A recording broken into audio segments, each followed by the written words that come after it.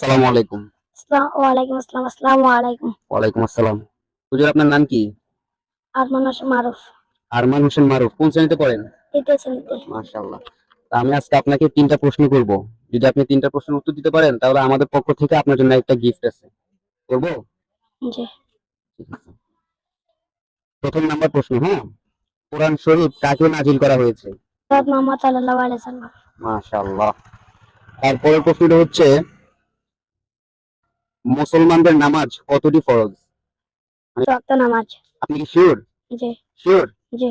মাশাআল্লাহ। আপনি ২ নাম্বার প্রশ্নটিও পেরেছেন। তারপরের প্রশ্ন হচ্ছে আমরা কাকে স্মরণ করি? মহান আল্লাহ তাআলাকে। শিওর? মাশাআল্লাহ। আপনি প্রশ্নগুলা পেরেছেন। তো আপনার জন্য আমাদের পক্ষ থেকে একটা কলম গিফট হিসেবে রইল।